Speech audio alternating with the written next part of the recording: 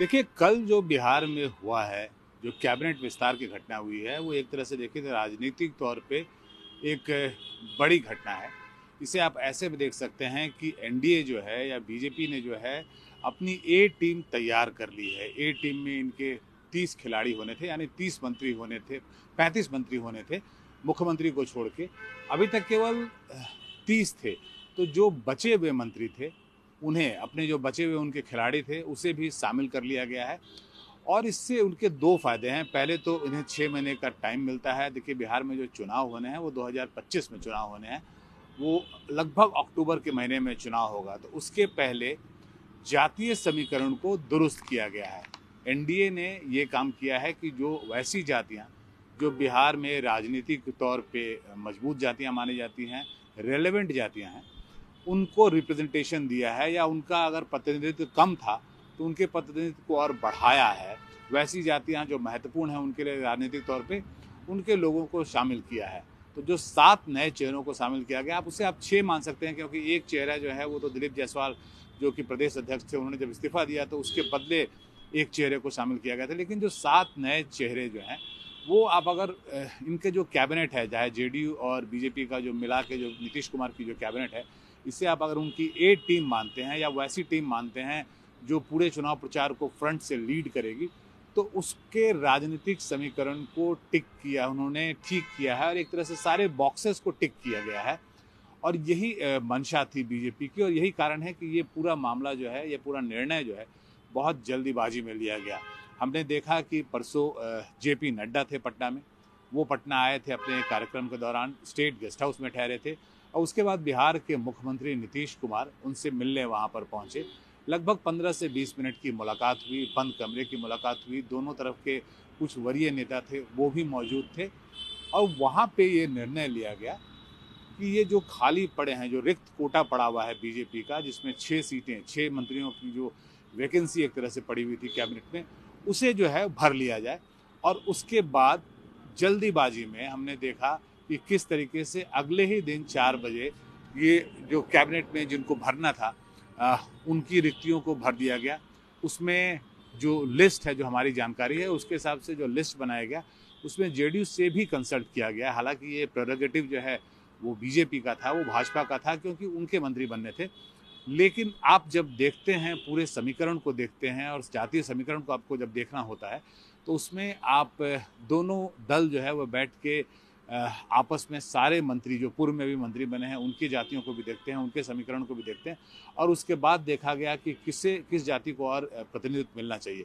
क्षेत्रीय संतुलन भी बनाने की कोशिश की गई, और कुछ वैसे क्षेत्र जहाँ से कोई भी मंत्री था नहीं, या उसका कैबिनेट में उनका कोई रिप्रेजेंटेशन नहीं था, उसे भी संतुलित करने की कोशिश की गई।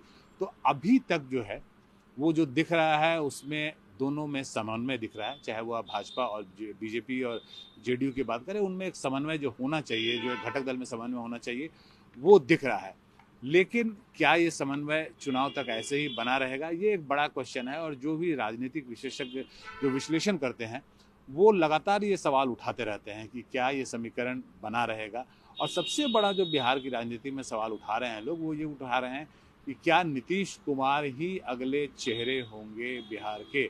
चेहरे के तौर पे अगर आप बात करें तो दो चेहरा है। एक नीतीश कुमार का चेहरा है, जब नीतीश कुमार के नेतृत्व में बिहार का चुनाव लड़ा जाएगा, और दूसरी बात है कि क्या नीतीश कुमार बिहार के अगले मुख्यमंत्री के तौर पे प्रोजेक्ट किए जाएंगे। जहाँ तक चुनाव में उनके नेतृत्व की बात है, वो मांग लगातार बीजेपी भी वो मानती रही है कि नीतीश कुमार के नेतृत्व में ही अगला चुनाव लड़ा जाएगा। उसमें किसी तरह का कोई मतभेद नहीं दिखता। लेकिन जब बात होती है कि क्या बिहार के मुख्यमंत्री के तौर पे अगला चेहरा भी नीतीश कुमार ही होंगे, क्या वही बिहार के मुख्यमंत्री होंगे, तो उस पर बीजेपी की तरफ से सधा हुआ बयान आता है। और कोई खास जिसे आप बोलते हैं कि खरे तौर पे ये मानना कि नीतीश कुमार ही हमारे अगले मुख्यमंत्री होंगे, ऐसा बयान कोई बड़े नेता की तरफ से, जो बीजेपी के बड़े नाम हो, उनकी तरफ से नहीं आ रहा है। हालांकि इसमें सबसे दिलचस्प ये है कि ये मांग और कोई नहीं बल्कि जेडीयू की तरफ से निशांत कुमार कर रहे हैं, जो कि नीतीश कुमार के पुत्र हैं। लगातार इधर कुछ दिनों से राजनीति तौर पे सक्रिय दिख रहे हैं, या ऐसे बोलें कि राजनीतिक गलियारे में उनके नाम की चर्चा हो रही है, क्योंकि निशांत कुमार जो है पिछले 20 सालों से उनके पिताजी बिहार के मुख्यमंत्री रहे हैं। वो कभी भी एक सक्रिय राजनीति में कहीं नहीं दिखे, इनफैक्ट वो पब्लिक लाइफ में ही नहीं दिखे। लेकिन पिछले कुछ दिनों से वो लगातार मीडिया से बात भी कर रहे हैं और उनको बाइट भी दे रहे हैं, उनसे लगातार मुखातिब हो रहे हैं। तो इससे ये कयास लगने लगा कि क्या निशांत कुमार राजनीति में कूदने वाले हैं। जो जेडीयू के कुछ जो लोग हैं जो दावा करते हैं कि हम नीतीश कुमार के करीबी हैं, उनका मानना है कि निशांत कुमार हरनौत से, नालंदा के हरनौत से, जहां से पहले नीतीश कुमार खुद भी चुनाव जीत चुके हैं और उनका गृह क्षेत्र है, वो गृह क्षेत्र मतलब वहाँ उनका जो गांव है कल्याण बिगा, वो भी हरनौत में ही पड़ता है। तो वहाँ से वो चुनावी मैदान में उतर सकते हैं। उतरेंगे कि नहीं उतरेंगे, और उतरेंगे तो क्या 2025 में ही उतरेंगे, तो ये दिलचस्प बात है। लेकिन एक बात तो स्वाभाविक तौर पे दिख रही है, वो जाहिर तौर पे सामने दिख रहा है, वो ये है कि निशांत कुमार पहले मीडिया के कैमरों को देख के भागते थे, अब वो आके बात करते हैं, वक्तव्य दे रहे हैं। उन्होंने ये भी बात की कि उनके पिता ने बिहार के लिए बहुत काम किया है और उनके पिता को दोबारा मौका मिलना चाहिए, एक बार और मौका मिलना चाहिए, और उनसे अच्छा बिहार के मुख्यमंत्री के तौर पे चेहरा नहीं हो सकता। खुले तौर पे वो बोल रहे हैं। अगर निशांत कुमार ये मांग कर रहे हैं तो फिर बीजेपी को इससे गुरेज क्या हो? बीजेपी क्यों नहीं नीतीश कुमार के नाम की घोषणा कर रही है एक मुख्यमंत्री के तौर पे? तो ये बातें राजनीतिक हलकों में, राजनीतिक गलियारों में इसकी बात हो रही है और आप जब तक इस पर कोई क्लैरिफिकेशन, कोई सफाई नहीं आती, तब तक ये बातें होती रहेंगी। वहीं जहां विपक्ष की बात करेंगे, विपक्ष ये देख रही है कि खुले तौर पे ये जब राजनीतिक जातिगत मोहरे जब बैठाए गए हैं, कैबिनेट में जो लोगों को, नए चेहरों को शामिल किया गया है, उसके बाद से आरजेडी भी इस मुद्दे पे अब धीरे धीरे हमलावर हो रही है। आरजेडी का कहना है कि आरक्षण खोर है बीजेपी एक, और वो लगातार जातियों की बात कर रही है। आरजेडी का कहना है कि बीजेपी जो है, उन्होंने जो दलितों हैं और पिछड़ों की जो बात है, उनके हितों की रक्षा नहीं की है।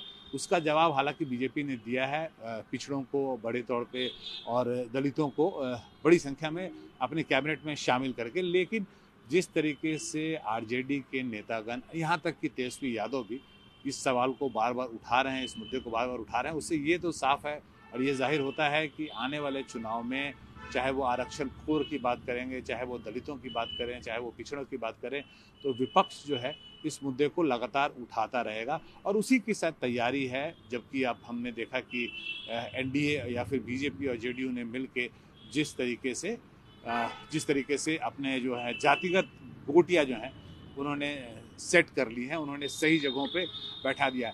ये जो कैबिनेट एक्सपेंशन हुआ है, उसमें एक चीज़ जो महत्वपूर्ण मैं मानता हूँ, जो सबसे महत्वपूर्ण है, वो है जो जीतन राम मांझी हैं, उनके बेटे संतोष सुमन, उनका कद घटना। जीतन राम मांझी एनडीए के घटक दल के एक महत्वपूर्ण अंग हैं, केंद्र में मंत्री हैं, कैबिनेट मिनिस्टर हैं।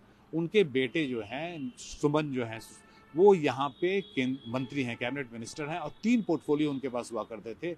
उनके पास आपदा प्रबंधन था, उनके पास माइनर इरिगेशन और उनके पास माइनर इरिगेशन था, आपदा प्रबंधन था। सो 3 पोर्टफोलियो कुल मिला के थे। उस 3 पोर्टफोलियो में से 2 पोर्टफोलियो जो है उनसे ले लिया गया है। आईटी भी उनके पास हुआ करता था, आईटी और आपदा प्रबंधन उनसे ले लिया गया है और उनके पास अब जो केवल एक पोर्टफोलियो बचा है, वो बचा है माइनर इरिगेशन, यानी कि लघु सिंचाई विभाग। तो एक तरह से उनका कद छोटा हुआ है। इसे जीतन राम मांझी अपना अपमान मान सकते हैं। हालांकि उन्होंने अभी तक कोई इस पर वक्तव्य दिया नहीं है, लेकिन जैसी जीतन राम मांझी की छवि रही है, वो चुप रहेंगे नहीं, वो बात अपनी कहेंगे और खुल के कहेंगे। तो चाहे वो किसी पब्लिक मंच से कहें, चाहे वो मीडिया के कैमरे को सामने कहें, लेकिन जीतन राम मांझी इस पर अपना वक्तव्य देंगे, क्योंकि ये खुले तौर पे उनकी पार्टी को या उनके बेटे को राजनीतिक उनके कद को थोड़ा छोटा किया गया है और उनसे जिस तरीके से 2 पोर्टफोलियो ले लिया गया है, उसके बाद से ये साफ दिख रहा है कि वो इससे खुश नहीं होंगे।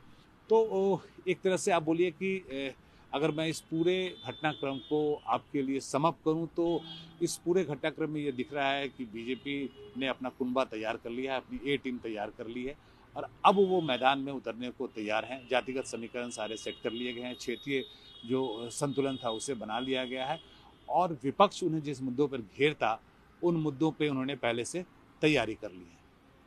पटना से प्रभाकर कुमार, एनडीटीवी के लिए।